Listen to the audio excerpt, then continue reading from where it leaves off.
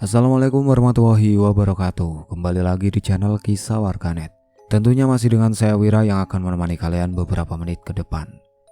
Di kesempatan kali ini saya akan membacakan sebuah cerita yang berjudul Pelet Darah Haid. Suamiku dipelet kakak iparku. Seperti apa ceritanya? Tanpa banyak basa-basi lagi, mari kita masuk ke ceritanya.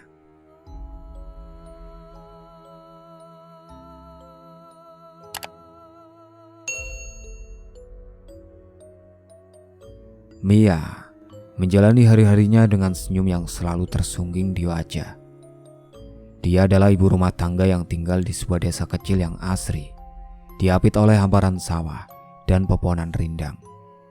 Suaminya, Arka, adalah pria sederhana yang bekerja sebagai petani. Sementara putra kecil mereka yang bernama Adit baru saja memasuki usia sekolah dasar. Setiap pagi Mia sibuk menyiapkan sarapan dan bekal untuk suaminya. Sementara Adit yang ceria selalu berlari ke pelukan ibunya sebelum pergi ke sekolah. Kehangatan keluarga mereka tampak seperti mimpi indah yang tak akan pernah berakhir.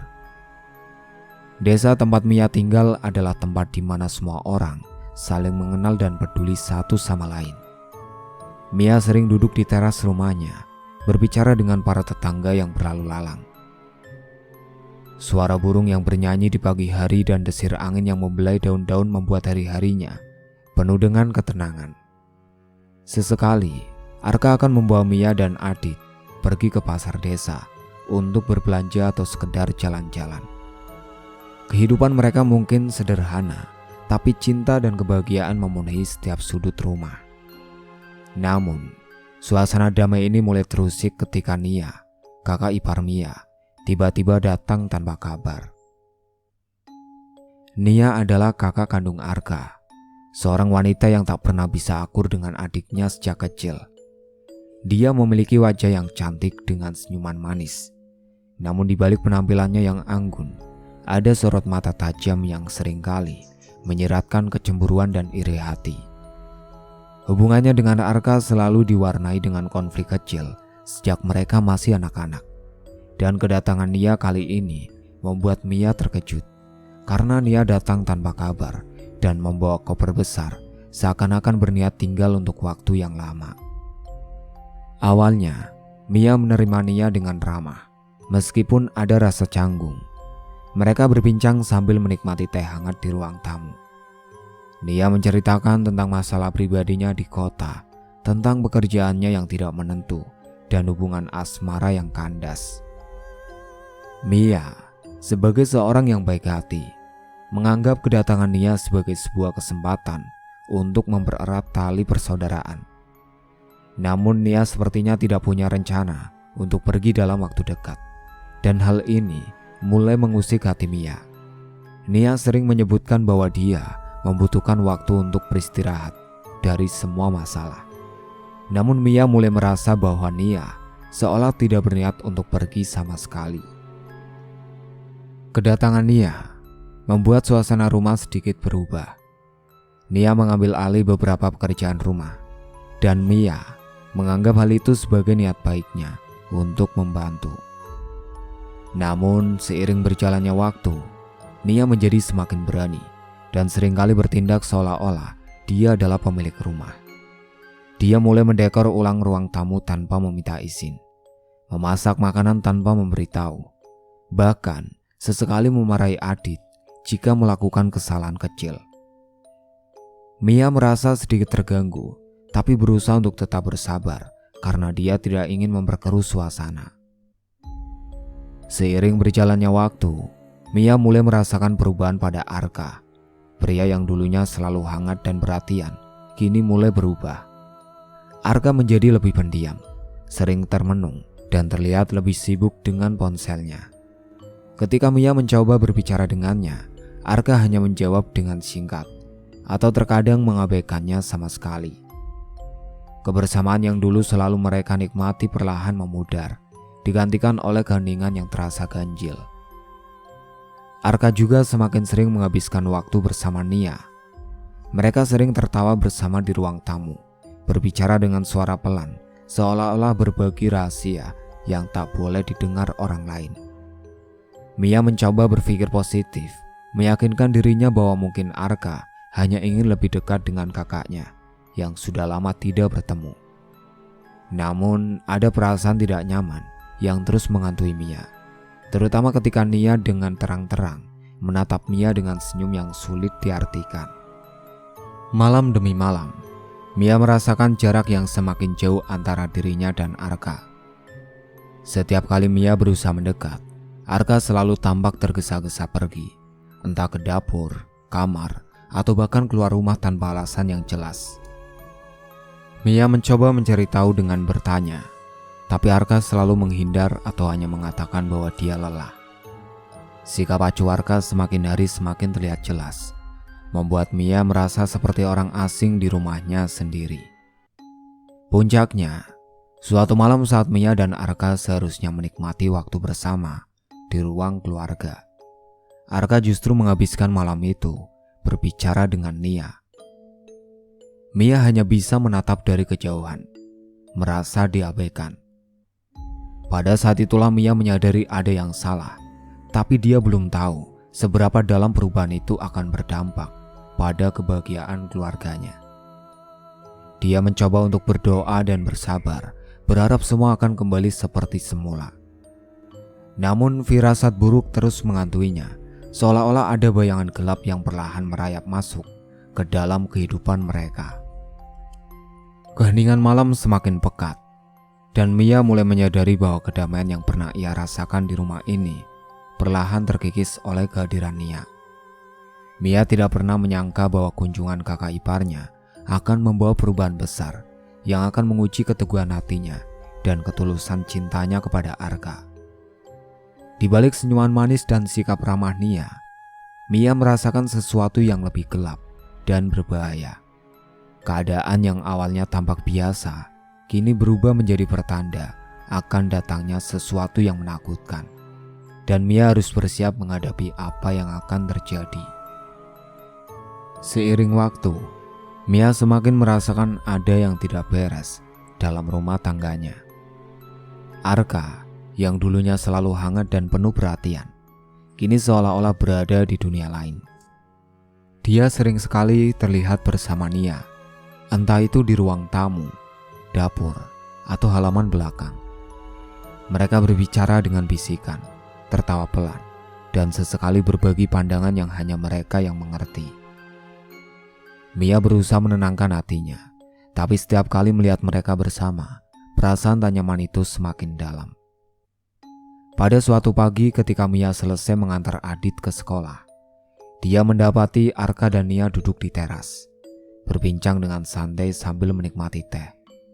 Mia menghampiri mereka dengan senyum, berusaha menghilangkan kecanggungan yang selama ini ia rasakan. "Selamat pagi," sapa Mia, mencoba terdengar ceria meskipun hatinya terasa berat. "Pagi," jawab Arka singkat tanpa menoleh. Matanya tetap terpaku pada Nia yang sedang bercerita. Mia duduk di sebelah Arka, berusaha ikut dalam pembicaraan mereka. Namun Arka tampak enggan melibatkan Mia. Setiap kali Mia mencoba bertanya atau memberi komentar, Arka hanya menjawab dengan gumaman atau anggukan kecil. "Arka, mungkin nanti kita bisa makan malam bersama. Sudah lama kita tidak makan bersama bertiga." Mia mencoba mencairkan suasana. Arka menoleh sekilas, lalu kembali fokus pada Nia. "Lihat saja nanti ya, aku ada urusan dengan Nia," katanya sambil tersenyum kecil kepada kakaknya. Mia hanya bisa menahan sesak di dadanya. Dia bangkit dari tempat duduk dan melangkah masuk ke dalam rumah dengan perasaan sedih yang mendalam. Setiap hari dia merasakan jarak antara dirinya dan Arka semakin jauh. Bahkan ketika mereka hanya berdua di kamar, Arka lebih sering sibuk dengan ponselnya atau menghabiskan waktu di luar rumah bersama Nia. Kebersamaan mereka yang dulu hangat kini hanya tinggal kenangan yang sulit dijangkau kembali. Kecurigaan Mia semakin kuat ketika dia mendapati Nia sering berada di dapur, memasak dengan penuh keseriusan. Pada suatu sore, Mia mencium aroma amis yang aneh dari dapur. Ketika dia mendekat, Nia sedang membungkuk di atas panci, memasukkan beberapa bahan yang tak biasa. Mia memperhatikan dari jauh, merasa ragu untuk mendekat. Ada sesuatu yang aneh dalam cara Nia memasak. Bukan sekedar memasak makanan, tapi lebih seperti merapal mantra dengan setiap gerakan tangan yang lambat dan penuh makna. "Nia, masak apa?" tanya Mia dengan nada sepolos mungkin. Nia menoleh dan tersenyum tipis. "Ini resep baru. Katanya bisa bikin orang yang makan jadi lebih energik," jawabnya sambil terus mengaduk. Mia mendekat, berusaha melihat lebih jelas apa yang dia masak. Aroma amis yang kuat membuat Mia ingin muntah. Di dalam panci, Mia melihat cairan berwarna merah kehitaman yang menggelegak dengan busa-busa kecil di permukaannya. "Baunya amis sekali. Ini apa?" tanya Mia lagi, kini dengan nada sedikit cemas. Ini cuma bumbu khusus," jawab Nia sambil menutup panci itu dengan cepat. "Nggak semua orang bisa tahan baunya. Biar Arka yang coba dulu," lanjutnya dengan senyum yang seolah menyimpan rahasia. Mia merasa bulu kuduknya meremang. Ada sesuatu yang salah, tapi dia belum bisa memastikan apa.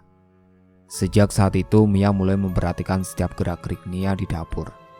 Dia melihat Nia mengumpulkan berbagai bahan aneh yang tidak pernah digunakan Mia sebelumnya. Rempah-rempah dengan warna mencolok, cairan kental yang berbau busuk, dan bubuk berwarna hitam yang Nia simpan di dalam toples kecil di sudut dapur. Malam itu, Mia mencoba memejamkan mata dan melupakan segala kecemasannya. Namun tidurnya tidak nyenyak. Dia mulai bermimpi buruk, mimpi yang terasa sangat nyata dan mengerikan. Dalam mimpi itu dia melihat Nia berdiri di tengah ruangan dengan nyala lilin merah di sekitarnya.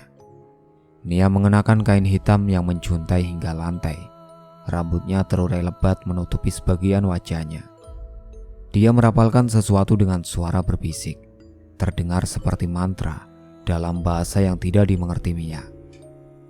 Mia melihat Nia memegang sebuah mangkuk besar berisi darah yang tampak kental dan berbau anyir. Nia mencelupkan jarinya ke dalam mangkuk itu, lalu menggambar simbol-simbol aneh di lantai. Bayangan Arka muncul di belakang Nia. Matanya kosong menatap ke depan, seperti boneka yang dikendalikan tali tak kasat mata. "Arka!" Mia berteriak dalam mimpinya, namun suaranya tidak keluar. Arka tidak menoleh. Dia hanya berdiri kaku dengan wajah datar, tanpa ekspresi. Mia mencoba mendekat, tapi kakinya terasa berat, seperti ditarik oleh sesuatu yang tak terlihat. Nia berbalik menatap Mia dengan tatapan tajam.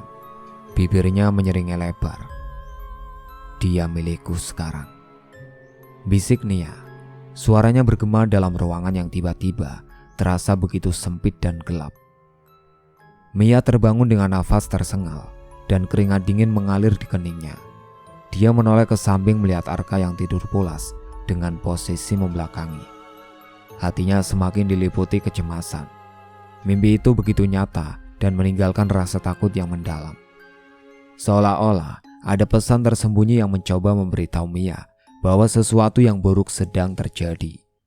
Namun ketika pagi datang, Mia hanya bisa berdoa agar semua itu hanyalah bunga tidur belaka. Hari-hari berikutnya, mimpi-mimpi itu terus menghantui Mia. Setiap kali ia memejamkan mata, Mia selalu melihat Nia melakukan ritual-ritual gelap di dalam rumah mereka. Dia melihat bayangan Arka semakin jauh, terseret dalam kegelapan yang tak berujung. Di setiap sudut rumah, Mia mulai merasakan hawa dingin yang tak biasa, seolah ada sesuatu yang tak terlihat mengintai mereka setiap saat. Mia tahu dia harus melakukan sesuatu, tapi dia tidak tahu harus mulai dari mana. Keanehan demi keanehan terus terjadi, dan Mia hanya bisa berharap bahwa pada akhirnya kebenaran akan terungkap dan suaminya akan kembali seperti sedia kala. Namun, dengan setiap langkah Nia yang semakin dominan di rumah mereka, Mia sadar bahwa perjuangan ini mungkin lebih sulit dan menakutkan daripada yang pernah ia bayangkan. Mia merasa semakin terasing di rumahnya sendiri. Arka, suaminya yang dulu begitu mencintainya, kini tampak benar-benar berbeda. Dia tidak lagi peduli pada Mia, bahkan tak jarang memperlakukan Nia lebih baik daripada istrinya sendiri. Mia sering melihat Arka tertawa dan berbicara hangat dengan Nia, sementara setiap upaya Mia untuk berbicara dengannya hanya disambut dengan sikap dingin dan tatapan kosong. Pada suatu malam, ketika Mia mencoba duduk bersama di ruang keluarga, Arka tiba-tiba bangkit dan berjalan mendekati Mia yang sedang duduk di kursi sudut. Mereka berbicara dalam bisikan, sesekali diiringi tawa pelan. Mia menatap mereka dengan perasaan sakit yang mendalam. Perasaan kesal dan cemburu berkecamuk dalam dadanya, namun yang paling membuatnya ketakutan adalah tatapan Nia yang seringkali terarah padanya dengan senyum dingin, seolah-olah Nia tahu betul bahwa dia telah memenangkan perhatian Arka sepenuhnya. "Arka, ada yang mau aku bicarakan," ujar Mia mencoba memecah suasana. Suaranya bergetar menahan perasaan yang bergejolak. Arka menoleh sekilas dengan tatapan kosong, lalu berkata singkat, "Nanti saja Mia, aku sedang ada urusan dengan Nia." Jawaban itu membuat hati Mia seperti diremas. Mia bangkit dan berjalan ke kamar dengan langkah berat, meninggalkan Arka dan Nia yang kembali berbincang. Hatinya penuh dengan kegalauan dan rasa tidak berdaya. Semakin hari, Mia merasa ada yang salah dalam rumah ini. Rasa curiga dan ketakutan mulai menguasainya. Dia bertekad untuk mencari tahu apa yang sebenarnya terjadi. Pada suatu siang, ketika Nia sedang pergi ke pasar dan Arka pergi ke ladang, Mia memberanikan diri untuk masuk ke kamar Nia. Kamar Nia tampak rapi, namun Mia merasa ada hawa dingin yang menyusup ke tulangnya begitu memasuki ruangan itu. Di sudut kamar, Mia melihat sebuah kotak kecil yang tertutup rapat. Dengan tangan gemetar dia membuka kotak itu. Di dalamnya, Mia menemukan kain putih yang berbau amis dan berwarna kecoklatan. Aroma amis yang kuat membuat Mia ingin muntah, namun dia menahan diri dan mencoba memeriksa kain itu lebih dekat. Ketika diangkat, cairan merah yang sudah mengering tampak jelas di permukaan kain, seperti bercak darah. Mia tersentak mundur, memejamkan mata sambil menahan rasa mual. Ini darah haid," Mia berbisik pada dirinya sendiri. Tubuhnya gemetar hebat. Mia tahu apa arti dari penemuan ini. Nia telah menggunakan kain ini untuk melakukan pelet, dan Arka adalah korbannya. Mia menangis tertahan membayangkan bagaimana kakak iparnya tega melakukan ini pada keluarga mereka. Mia cepat-cepat mengembalikan kain itu ke dalam kotak dan menutupnya rapat. Dengan langkah cepat dia keluar dari kamar Nia dan masuk ke kamarnya sendiri. Mencoba mengatur nafas yang memburu. Hatinya berkecamuk antara ketakutan, kemarahan, dan ketidakpercayaan. Mia sadar dia harus segera mencari pertolongan sebelum semuanya menjadi lebih buruk.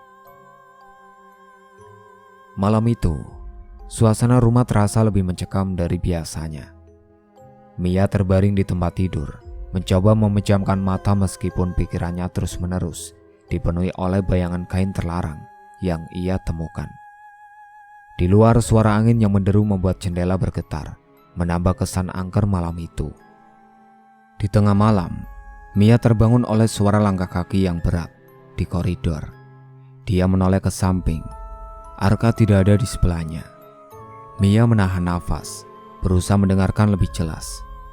Langkah kaki itu terdengar semakin mendekat, lalu berhenti tepat di depan pintu kamar Mia. Jantung Mia berdegup kencang. Dia mengumpulkan keberanian untuk bangkit dan mendekati pintu. Tapi sebelum dia sempat meraih gagangnya, pintu itu terbuka perlahan dengan bunyi derit yang panjang dan memekakan telinga. Tak ada siapapun di sana, hanya koridor yang gelap dan dingin. Mia berdiri di ambang pintu, berusaha meyakinkan dirinya bahwa semua ini hanya imajinasi. Namun saat dia hendak kembali ke tempat tidur, dia melihat bayangan hitam bergerak cepat di sudut matanya. Mia membalikkan badan, tapi bayangan itu sudah menghilang, meninggalkan Mia dalam ketakutan yang semakin menjadi-jadi. Mia menutup pintu dan menguncinya rapat. Dia kembali ke tempat tidur dan menarik selimut hingga menutupi seluruh tubuhnya. Namun ketenangan tidak datang. Tiba-tiba, Mia mendengar bisikan halus tepat di telinganya. Suara yang tidak dikenal, namun terasa begitu dekat. Dia milikku. Arka adalah milikku. Bisikan itu terdengar jelas, membuat Mia terkesiap dan melompat dari tempat tidur. Suara itu bukan suara manusia, lebih seperti bisikan dingin dari alam gaib.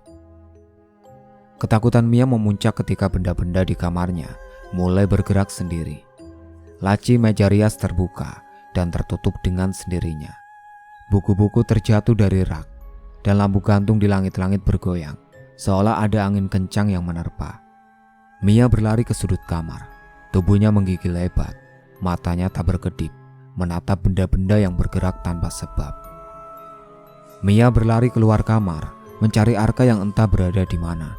Ketika tiba di ruang tamu, Mia berhenti dengan nafas tersengal. Arka duduk di kursi dengan tatapan kosong, matanya lurus menatap ke depan. Di sampingnya Nia berdiri dengan senyum lebar. Wajahnya tampak lebih pucat dari biasanya.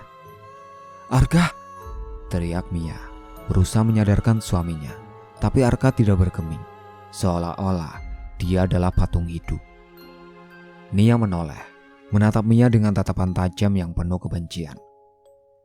"Kau tidak akan pernah mendapatkan dia kembali," kata Nia.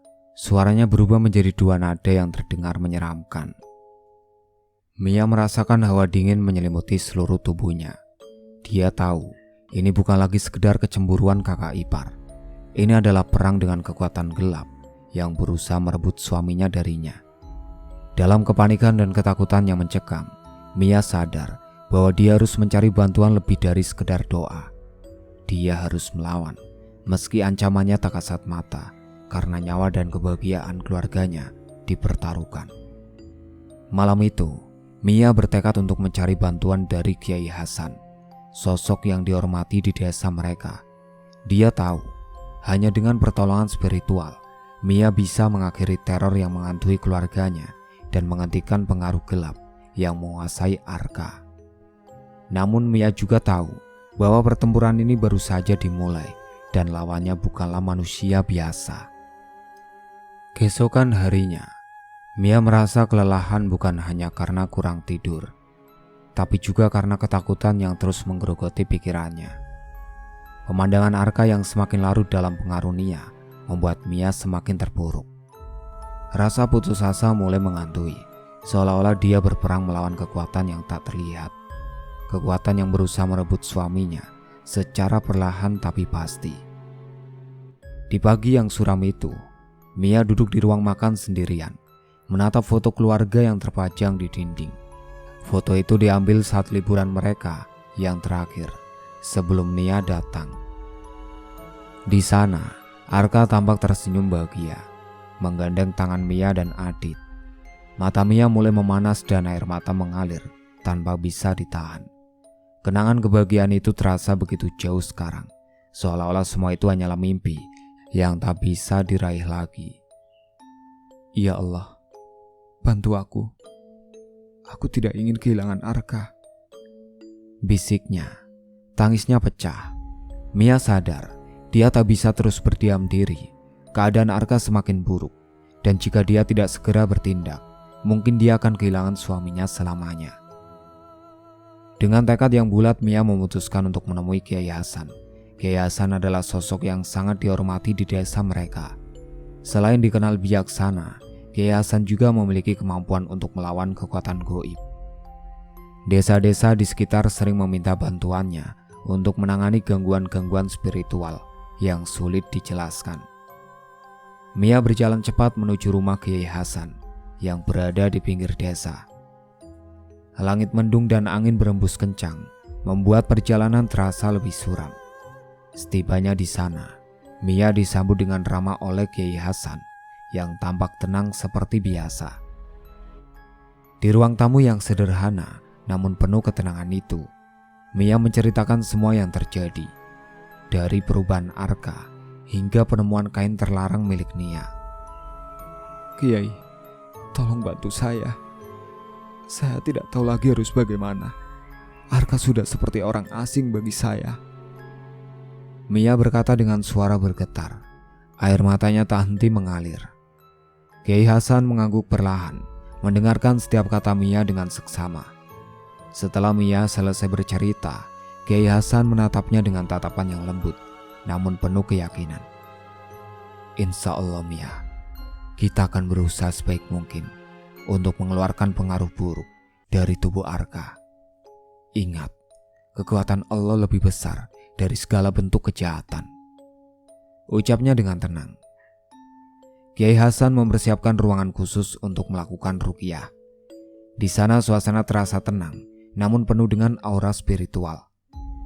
Kiai Hasan menyalakan dupa dan suara bacaan ayat suci Al-Quran mengalun lembut, memenuhi ruangan dengan vibrasi yang menenangkan. Mia duduk di samping Kiai Hasan, sementara Arka duduk di depan mereka dengan tatapan kosong. Nia tidak tampak dimanapun, seolah menghilang begitu saja setelah kejadian aneh tadi malam. Kiai Hasan mulai membaca doa-doa khusus. Suaranya perlahan namun penuh kekuatan. Arka yang semula diam, tiba-tiba mulai gelisah. Tubuhnya bergetar hebat, matanya melotot, dan pandangannya liar. Dia meronta-ronta, mencoba melepaskan diri, seolah ada sesuatu yang berusaha keluar dari dalam dirinya. Seketika Kiai Hasan mengucap kalimat takbir. Kiai Hasan terus melantunkan doa, suaranya semakin kuat. Arka memegangi kepalanya sambil berteriak keras. Berhenti, hentikan, jeritnya. Suaranya berubah menjadi lebih berat dan serak. Tubuh Arka melengkung dengan posisi yang tidak wajar. Tangannya mencakar-cakar lantai. Dari mulutnya keluar muntahan cairan berwarna hitam pekat, berbau busuk, seperti bangkai yang telah lama membusuk. Mia yang menyaksikan semua ini menangis terisak, antara takut dan berharap. Dia memegang tangan Kiai Hasan dengan erat, merasakan ketegangan dan kegelisahan yang tak terbendung. Bismillah. Ya Allah, keluarkanlah segala kejahatan dari tubuh ini. Jangan biarkan hamba-Mu tersesat dalam gelap. Kiai Hasan melanjutkan ruqyah dengan penuh konsentrasi. Wajahnya tampak serius. Tiba-tiba, Arka terjatuh ke lantai dan tubuhnya mengejang hebat. Nafasnya tersengal-sengal, matanya berputar ke belakang. Hanya putihnya yang terlihat. Kiai Hasan tetap tenang, melanjutkan pembacaan ayat suci. Sementara Mia berdoa dalam hatinya agar suaminya dapat diselamatkan. Arka, kamu harus bertahan. Kamu bisa melawan ini. Mia berteriak, mencoba menyemangati Arka. Lalu suara mendesing terdengar di ruangan, seperti angin yang berembus kencang. Meski semua pintu dan jendela tertutup rapat, lampu-lampu di ruangan itu berkedip-kedip, seolah akan padam. Dan suhu ruangan tiba-tiba turun drastis. Arka berteriak lebih keras, tubuhnya melayang sedikit di atas lantai, dan semua orang di ruangan itu bisa merasakan getaran energi yang begitu kuat. Setelah beberapa saat yang terasa seperti keabadian, Arka akhirnya jatuh ke lantai dengan suara benturan yang keras. Dia terdiam, hanya suara nafasnya yang terdengar berat. Kiai Hasan berhenti melantunkan ayat-ayat dan menatap Mia dengan penuh harap. Alhamdulillah, pengaruh jahatnya sudah mulai keluar. Tapi kita harus terus berdoa. Ini belum selesai, kata Kiai Hasan sambil menyeka keringat di dahinya. Arka perlahan membuka matanya. Tatapannya kembali normal meskipun terlihat lemah. Dia menoleh ke arah Mia. Air matanya mengalir di pipinya. Maafkan aku Mia. Aku tidak tahu apa yang terjadi. Aku merasa seperti terkurung dalam kegelapan, katanya dengan suara serak dan lemah. Mia memeluk Arka dengan erat, menangis bahagia karena suaminya akhirnya kembali. Namun Kiai Hasan memperingatkan bahwa pengaruh pelet bisa kembali jika tidak benar-benar disingkirkan. Mereka perlu terus melakukan ruqyah dan mendekatkan diri kepada Allah agar pengaruh buruk itu tidak kembali. Malam itu menjadi awal dari perjuangan panjang Mia dan Arka untuk membebaskan diri dari pengaruh gelap Nia sepenuhnya. Mereka tahu, meski sudah ada kemajuan, ancaman belum sepenuhnya hilang. Kiai Hasan menasihati mereka untuk menjaga hati, rajin beribadah, dan menjauhkan diri dari hal-hal yang dapat membuka celah bagi kejahatan untuk masuk kembali. Sementara itu keberadaan Nia tetap menjadi misteri. Kiai Hasan meyakinkan Mia bahwa apapun yang terjadi pada Nia itu adalah akibat dari perbuatannya sendiri. Kiai Hasan juga menyarankan agar Mia memaafkan meski sulit, agar beban hati tidak menjadi penghalang dalam proses penyembuhan. Mia menatap suaminya yang kini tertidur lelap setelah ritual yang melelahkan. Dia bersyukur Arka masih di sisinya meskipun pertempuran melawan kegelapan belum selesai. Mia bertekad untuk menjaga keluarganya dengan lebih baik, melawan segala bentuk godaan dan ancaman, meskipun itu datang dari orang yang seharusnya mereka percayai. Kita akan melewati ini bersama, Arka. Demi kita, demi Adit, dan demi keluarga kita. Mia berbisik pelan, berharap besok akan membawa cahaya yang lebih terang di tengah kegelapan yang menyelimuti mereka. Malam itu, Mia berdoa dengan sepenuh hati, meminta perlindungan dan kekuatan. Dia tahu, dengan dukungan Kiai Hasan dan keyakinannya pada Allah, mereka akan menemukan jalan keluar dari kegelapan ini. Babak baru dalam hidup mereka telah dimulai dengan pertarungan yang belum usai, namun penuh harapan bahwa mereka akan menang melawan kekuatan yang mencoba memisahkan mereka. Setelah ruqyah yang dilakukan oleh Kiai Hasan, perubahan pada Arka mulai terlihat. Di hari-hari pertama setelah ritual, Arka lebih banyak beristirahat di rumah. Kondisinya masih lemah, tetapi ada sesuatu yang berbeda pada pandangannya. Sesuatu yang sudah lama tidak dilihat oleh Mia, tatapan lembut dan penuh kasih. Seiring berjalannya waktu, perlahan-lahan Arka mulai pulih. Setiap hari dia semakin ceria dan hangat, berbeda dengan dirinya yang dulu selalu murung dan dingin. Pada suatu pagi saat Mia sedang menyiapkan sarapan di dapur, Arka mendekatinya dengan langkah pelan. Mata mereka bertemu dan tanpa berkata apa-apa, Arka memeluk Mia erat. Pelukan itu adalah pelukan yang penuh penyesalan dan rasa syukur. Seolah-olah dia akhirnya kembali menemukan dirinya setelah sekian lama tersesat dalam kegelapan. Mia. Suaranya terdengar serak, namun penuh perasaan. Aku benar-benar minta maaf. Aku tidak tahu apa yang terjadi padaku. Aku seperti terjebak dalam mimpi buruk yang tidak pernah berakhir. Mia mengusap punggung Arka, menenangkan suaminya. Yang penting sekarang kamu sudah kembali, Arka. Kita akan melewati semua ini bersama. Yang sudah berlalu, biarlah berlalu. Arka menunduk. Air mata menetes dari sudut matanya. Aku hampir kehilangan semuanya.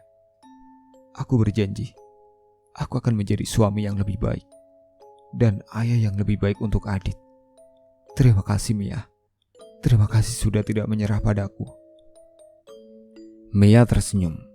Meski hatinya masih menyimpan luka, dia tahu bahwa waktu akan menyembuhkan segalanya.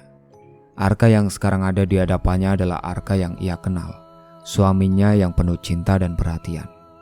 Bagi Mia, melihat Arka kembali seperti dulu adalah kebahagiaan yang tak ternilai. Namun seiring dengan kesembuhan Arka, kondisi Nia semakin memburuk. Sejak peletnya terbongkar, Nia tampak seperti kehilangan kendali atas dirinya sendiri. Dia sering mengurung diri di kamar, menghindari tatapan siapapun, bahkan tidak mau berbicara dengan orang-orang di rumah. Terkadang terdengar suara tawa histeris dari kamarnya, tawa yang tidak wajar dan penuh dengan kegilaan. Pada suatu malam, Mia mendengar suara gaduh dari kamar Nia. Ketika dia mendekat, dia mendengar Nia berteriak, memanggil-manggil nama Arka dengan nada penuh amarah dan kegilaan. Arka, Arka, kembalikan Arka padaku. Dia milikku, bukan milikmu, Mia. Suara Nia terdengar parau dan menggema di seluruh rumah. Mia membuka pintu perlahan dan melihat Nia duduk di lantai. Rambutnya berantakan, wajahnya pucat seperti tidak pernah melihat matahari. Mata Nia menatap ke satu arah, namun tampak kosong dan hampa. Nia bergumam, suaranya bergetar. Aku tidak bisa kehilangan dia. Aku tidak bisa. Mia merasa ngeri melihat kondisi Nia yang semakin memburuk. Tindakan Nia telah memakan korban, dan sekarang Nia sendiri yang harus menanggung akibat dari perbuatannya. Mia mencoba mendekati Nia, namun setiap kali dia mendekat, Nia malah mundur sambil berteriak. Jangan dekati aku. Aku tahu kalian ingin mencelakakanku. Pergi, pergi. Malam-malam berikutnya menjadi semakin mengerikan bagi Nia. Dia sering berteriak di tengah malam, mengigau seolah sedang melihat sesuatu yang tidak dapat dilihat oleh orang lain. Tolong, jangan dekati aku. Pergi, jangan ganggu aku. Teriakan Nia menggema di seluruh rumah, membangunkan Mia dan Arka dari tidur mereka. Saat Mia mendekati kamar Nia, suara-suara aneh seperti bisikan yang tidak jelas terdengar dari dalam. Nia mulai sering berbicara sendiri, berbicara dengan sosok yang tidak terlihat. Aku tahu kau di sini. Kau ingin aku membayar, bukan? Tapi aku tidak akan menyerah. Aku tidak akan kalah. Suatu malam, saat rumah seharusnya tenang, suara benda jatuh terdengar keras dari dalam kamar Nia. Mia dan Arka berlari menghampiri dan mendapati kamar Nia dalam keadaan berantakan. Barang-barang berserakan di lantai, cermin retak, dan Nia duduk di pojok ruangan dengan tangan menutup wajah, gemetar ketakutan. Nia, apa yang terjadi? Mia berusaha mendekat, namun Nia hanya menggeleng dengan histeris. Mereka datang. Mereka datang untukku. Aku bisa mendengar mereka. Mereka bilang aku tidak akan selamat. Nia mulai merasakan kehadiran bayangan-bayangan gelap yang terus menghantui. Setiap kali dia menutup mata, bayangan itu semakin jelas. Sosok hitam dengan mata merah menyala dan seakan mendekat dan memeluknya dalam kegelapan. Bukan hanya sekedar bayangan, tetapi teror nyata yang membuatnya ketakutan setiap hari. Kamar Nia yang dulunya menjadi tempat persembunyiannya, kini berubah menjadi neraka pribadi, di mana bayangan itu semakin nyata, semakin mendekat, dan semakin menakutkan. Suatu malam Mia dan Arka mendengar suara kaca pecah di kamar Nia. Saat mereka mendobrak masuk, Nia ditemukan berdiri di tengah kamar dengan tangan berlumuran darah, memegangi serpian kaca sambil tertawa dan menangis bersamaan. Mereka bilang aku harus membayar dengan darah. Aku harus membayar. Tapi ini belum cukup. Belum cukup. Nia berteriak. Matanya liar seperti orang yang sudah benar-benar kehilangan kewarasan. Kiai Hasan yang mendengar tentang kondisi Nia menjelaskan bahwa apa yang terjadi pada Nia adalah akibat dari pelet yang berbalik menyerangnya. Ilmu hitam yang dia gunakan tidak hanya merusak orang lain, tetapi juga merusak dirinya sendiri. Semua itu adalah balasan dari perbuatannya. Ucap Kiai Hasan dengan nada tenang, namun tegas. Mia hanya bisa mengangguk, meskipun hatinya terasa berat. Melihat Nia yang dulunya adalah sosok yang kuat, kini terjebak dalam kegilaan, membuat Mia tersadar betapa dahsyatnya efek dari ilmu hitam yang disalahgunakan. Nia akhirnya harus dibawa ke pondok pesantren untuk mendapatkan perawatan rohani intensif. Mia hanya bisa berharap yang terbaik untuk kakak iparnya, meski perbuatannya hampir mengacaukan hidup mereka. Di balik semua kejadian mengerikan ini, Mia dan Arka belajar bahwa cinta dan kesabaran adalah kekuatan yang paling besar. Mereka tidak hanya berhasil melewati cobaan ini, tapi juga menemukan cara untuk memperbaiki hubungan mereka yang sempat retak. Mereka bertekad untuk menjaga keluarga mereka, tidak peduli seberapa besar badai yang harus mereka hadapi. Malam itu, Mia dan Arka duduk bersama di teras rumah, memandang bintang-bintang yang berkelap-kelip di langit. Arka menggenggam tangan Mia erat, menyadari betapa beruntungnya dia memiliki istri yang begitu kuat dan setia. kita sudah melewati banyak hal, Mia. Aku tidak akan pernah membiarkan apapun atau siapapun memisahkan kita lagi, ucap Arka dengan penuh keyakinan. Mia tersenyum, menatap Arka dengan penuh kasih. Selama kita bersama, aku yakin kita bisa mengatasi apapun, Arka. Aku percaya itu. Dan malam itu, untuk pertama kalinya setelah sekian lama, Mia merasa hatinya tenang. Kegelapan yang pernah menyelimuti hidup mereka kini mulai memudar, digantikan dengan harapan baru yang bersinar terang. Teror dan kegilaan itu mungkin meninggalkan bekas, namun cinta mereka lebih kuat dari segalanya. Dengan doa dan keyakinan mereka melangkah maju, berjanji untuk menjaga apa yang paling berharga, yaitu keluarga mereka. Setiap hari kondisi Nia semakin mengkhawatirkan. Ia tidak lagi bisa membedakan antara kenyataan dan halusinasi. Setiap sudut rumah seperti penuh dengan ancaman dan tidak ada tempat baginya untuk bersembunyi. Nia sering terduduk di sudut kamarnya, berbicara pada sosok-sosok tak terlihat. Dalam penglihatannya, makhluk-makhluk dengan wajah mengerikan dan tubuh menghitam terus mengawasi, mendekat, dan berbisik di telinganya. Kalian semua salah. Ini bukan salahku. Nia berteriak histeris pada udara kosong. Tangannya mencakar dinding sampai berdarah. Setiap malam dia mengalami mimpi buruk yang lebih dari sekedar mimpi. Dalam tidurnya dia melihat dirinya terperangkap dalam labirin gelap tanpa jalan keluar. Dikejar oleh bayangan-bayangan dengan suara tawa seram yang menggema di seluruh penjuru. Hubungan Nia dengan orang-orang di rumah pun semakin memburuk.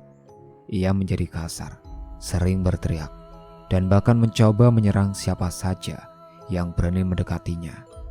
Pada satu kesempatan, Adit, keponakan kecilnya, mencoba mendekat untuk memberikan air minum.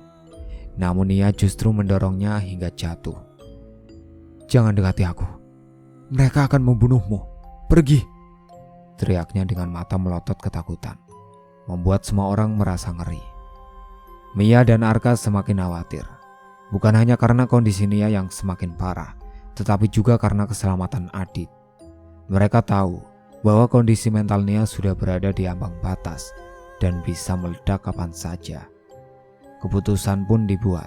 Kiai Hasan harus dipanggil kembali untuk menyelamatkan Nia dari cengkraman kegelapan. Kiai Hasan tiba di rumah dengan raut wajah yang tenang, namun penuh kewaspadaan. Dia membawa perlengkapan ritualnya, termasuk tasbih, air zam-zam, dan berbagai jenis rempah untuk melawan energi negatif. Mia dan Arka menuntunnya ke kamar Nia yang kini lebih mirip penjara bagi wanita itu. Ruangan itu gelap dengan jendela tertutup rapat dan udara yang terasa pengap. Aroma aneh yang menusuk hidung tercium di seantero ruangan. Saat Kiai Hasan memulai ritual pengusiran sosok gaib, Nia berteriak dan meronta-ronta, seolah-olah ada sesuatu yang merasuki tubuhnya. Kiai Hasan membaca ayat suci dengan lantang. Tangannya memercikan air zam-zam ke setiap sudut kamar. Suara ayat-ayat suci yang menggema di ruangan seolah-olah membakar makhluk-makhluk gaib yang mengelilingi Nia. Tinggalkan dia, pergi, dan jangan kembali lagi, seru Kiai Hasan dengan suara lantang. Nia menjerit lebih keras, tubuhnya bergetar hebat, dan seakan ada sesuatu yang ingin keluar dari dalam dirinya. Namun semakin keras Kiai Hasan berdoa, semakin keras pula perlawanan yang ditunjukkan oleh Nia. Bayangan-bayangan hitam seolah menari di dinding. Suara tawa mengerikan memenuhi ruangan, dan aroma amis semakin menyengat. Nia berusaha menyerang Kiai Hasan, namun Kiai Hasan tetap tenang dan menahan tangan Nia yang berusaha mencakarnya. Tenang Nia, jangan biarkan mereka menguasaimu, ucap Kiai Hasan sambil memegang tasbihnya erat, terus melantunkan ayat-ayat suci dengan khusyuk. Mia dan Arka berdiri di luar kamar, memegang tangan satu sama lain dengan cemas. Mereka mendengar cerita Nia yang penuh kesakitan, tetapi juga suara-suara aneh lainnya, seolah-olah ada makhluk lain yang ikut merintih. Arka meremas tangan Mia, mencoba menenangkan istrinya meski dirinya sendiri juga penuh kecemasan. Ritual terus berlanjut hingga malam semakin larut. Namun keanehan semakin menjadi jadi. Nia terus meronta dengan kekuatan yang tidak wajar. Suaranya berubah menjadi serak dan dalam, seperti ada orang lain yang berbicara melaluinya. Tubuhnya bergetar hebat, dan setiap sentakan terlihat seolah-olah ada bayangan hitam yang bergerak di bawah kulitnya. Kau tidak bisa mengambil kami. Kami sudah lama di sini. Kami tidak akan pergi. Suara itu keluar dari mulut Nia, namun jelas itu bukan suaranya. Nada suaranya terdengar seperti suara tua dan penuh kebencian, membuat bulu kuduk siapapun yang mendengar berdiri. Kiai Hasan menghela nafas panjang. Ini sudah terlalu lama menguasai dia. Sosok-sosok ini sudah menjadi bagian dari dirinya. Ia melanjutkan ritual dengan intensitas yang lebih tinggi, namun efeknya tampak semakin berkurang. Setiap kali Nia tampak tenang, beberapa saat kemudian dia kembali meronta lebih liar. Di tengah kekacauan itu, Nia tiba-tiba menatap Mia dengan mata yang penuh dengan air mata dan ketakutan. Mia, tolong aku. Pintanya dengan suara yang kecil dan penuh harap, sebelum kembali jatuh ke dalam kegilaan, menjerit, dan tertawa histeris tanpa henti. Mia ingin mendekat, ingin meraih tangan Nia, tetapi Kiai Hasan menahannya. Tidak Mia, jangan dekati dia. Dia sudah berada di antara dunia nyata dan dunia gaib. Mengganggunya sekarang hanya akan membuatnya semakin tersesat. Ritual berakhir setelah berjam-jam, namun tidak ada tanda-tanda perbaikan pada Nia. Dia masih terbaring di lantai, tubuhnya lemah, namun matanya tetap bergerak liar, menatap bayangan-bayangan yang hanya dia bisa lihat. Kiai Hasan menggelengkan kepalanya dengan berat hati. Saya sudah berusaha sebaik mungkin, namun pengaruh pelet ini terlalu kuat. Roh-roh yang ia undang melalui pelet tidak akan pergi begitu saja. Mereka sudah berakar dalam jiwanya. Arka memandang Kiai Hasan dengan wajah penuh harap. Apakah tidak ada lagi yang bisa kita lakukan, Kiai? Kiai Hasan menghela nafas panjang, menatap Nia yang masih terperangkap dalam dunianya sendiri. Ilmu hitam yang Nia gunakan tidak hanya merusak tubuhnya, tapi juga jiwanya. Kita hanya bisa terus berdoa dan berharap Tuhan memberikan keajaiban. Nia harus melalui konsekuensi dari perbuatannya sendiri. Sejak malam itu Nia dirawat di pondok pesantren untuk pengobatan spiritual jangka panjang. Meski begitu, kondisi mentalnya tetap rapuh. Dia terus berbicara dengan sosok-sosok tak terlihat, terkadang tertawa atau menangis tanpa alasan. Teriakan-teriakan histerisnya yang memanggil nama Arka masih sering terdengar, membuat bulu kuduk orang yang mendengarnya berdiri. Nia kini menjalani hukuman atas perbuatannya sendiri. Dia terjebak dalam dunia yang tidak bisa dijangkau oleh siapapun. Semua yang dilakukannya telah berbalik menjadi hukuman yang mengerikan, mengingatkannya setiap saat bahwa tidak ada perbuatan jahat yang tidak mendapat balasan. Di rumah, Mia dan Arka melanjutkan hidup mereka dengan hati-hati, berusaha memulihkan keharmonisan yang sempat rusak. Mereka belajar dari pengalaman mengerikan ini, bahwa tidak ada yang lebih penting dari kepercayaan dan cinta dalam keluarga. Meski mereka menyimpan luka, mereka tetap berharap suatu hari Nia bisa menemukan jalan keluar dari kegilaan yang ia ciptakan sendiri. Namun bagi Nia, kegelapan itu belum berakhir. Ia masih terjebak di sana, ditemani oleh makhluk-makhluk yang dulu ia undang melalui ilmu hitamnya. Mereka tidak akan pergi dan Nia tidak bisa lari. Itulah hukuman yang harus ia terima, hukuman dari dosa yang ia lakukan sendiri. Hari itu, suasana di rumah Mia dan Arka terasa berat. Udara seolah-olah dipenuhi rasa duka dan harapan yang tidak pasti. Nia duduk di ruang tamu dengan pandangan kosong, rambutnya kusut, dan matanya merah akibat kurang tidur. Sudah berhari-hari Nia menolak makan dengan baik, dan tubuhnya tampak lemah. Meski ia tidak lagi berteriak atau menyerang siapapun, kegilaannya masih jelas terlihat. Dia masih berbicara sendiri, tertawa tiba-tiba, dan kadang menangis tanpa henti, menyebut nama Arka dalam gumamannya yang tak jelas. Kiai Hasan datang pagi itu bersama 2 orang santri dari pesantren. Mereka datang dengan penuh kesabaran dan niat baik untuk membawa Nia ke tempat yang lebih aman. Sebuah pesantren di pinggir desa yang dikenal dengan keahlian merawat orang-orang yang terkena gangguan gaib dan memerlukan perawatan spiritual. Kiai Hasan menjelaskan kepada Mia dan Arka bahwa Nia akan mendapatkan perawatan yang tepat, jauh dari segala gangguan duniawi dan mendekatkan diri kepada Tuhan. Mia mengangguk pelan. Hatinya bergetar melihat kondisi kakak iparnya yang semakin memburuk. "Kami akan sering mengunjunginya, Kiai," kata Mia, meskipun ia tahu bahwa kondisi Nia mungkin tidak akan membaik dalam waktu dekat. Arka memandang Nia dengan mata berkaca-kaca. Di antara rasa sakit dan marah, ada sedikit rasa kasihan yang tertinggal. Bagaimanapun Nia adalah darah dagingnya, kakaknya sendiri. "Maafkan kami, Nia. Semoga kamu bisa menemukan kedamaian di sana," bisiknya, meski dia tahu Nia mungkin tidak mendengarnya. Dengan hati-hati, para santri membimbing Nia menuju mobil. Nia menatap ke sekeliling dengan tatapan bingung, seolah-olah tidak sepenuhnya memahami apa yang terjadi padanya. Saat pintu mobil tertutup, Mia merasakan air matanya mengalir. Sebuah akhir yang menyedihkan untuk kakak ipar yang dulu selalu ia anggap sebagai bagian dari keluarganya. Tapi Mia tahu ini adalah keputusan terbaik untuk semua orang.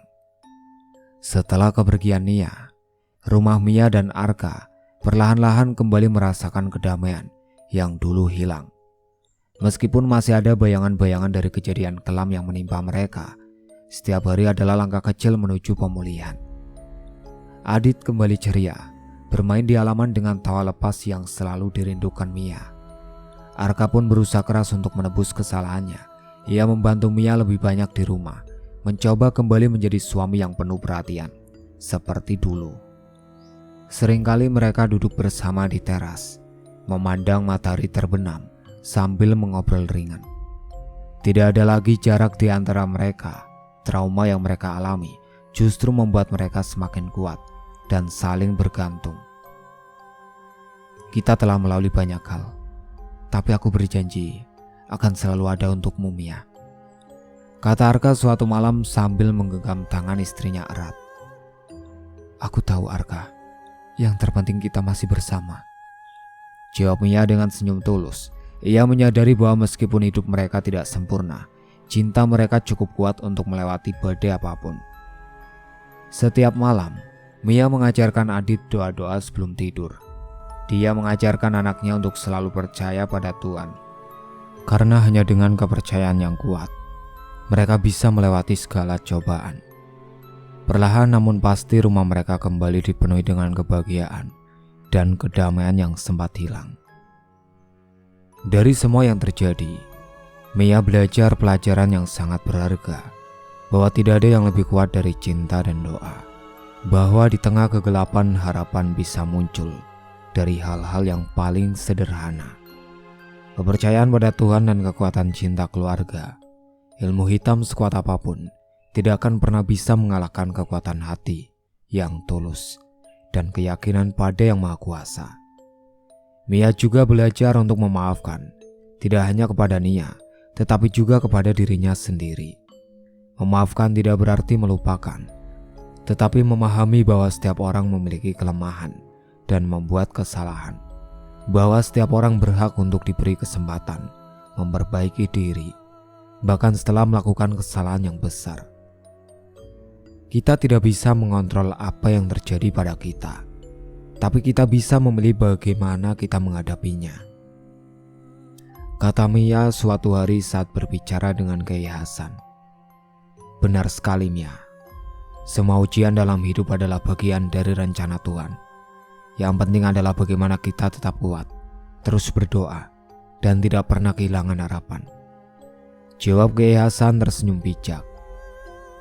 Dan begitulah Mia, Arka, dan Adit melanjutkan hidup mereka dengan lebih hati-hati, lebih bersyukur, dan lebih menghargai setiap momen yang mereka miliki bersama. Mereka tahu bahwa dalam hidup akan selalu ada ujian yang datang, tapi selama mereka tetap bersatu, berdoa, dan percaya pada Tuhan, tidak ada apapun yang tidak bisa mereka hadapi. Meskipun masa lalu mereka akan selalu menjadi bagian dari cerita hidup mereka. Mia percaya bahwa masa depan mereka masih penuh dengan harapan. Harapan untuk kehidupan yang lebih baik, lebih tenang, dan lebih bahagia. Dan yang terpenting, mereka belajar bahwa cinta yang tulus dan doa yang khusyuk adalah pelindung terkuat dari segala kejahatan dan godaan yang ada di dunia ini. Itulah akhir cerita yang berjudul Pelet Darah Haid. Sekian dari saya. Wassalamualaikum warahmatullahi wabarakatuh.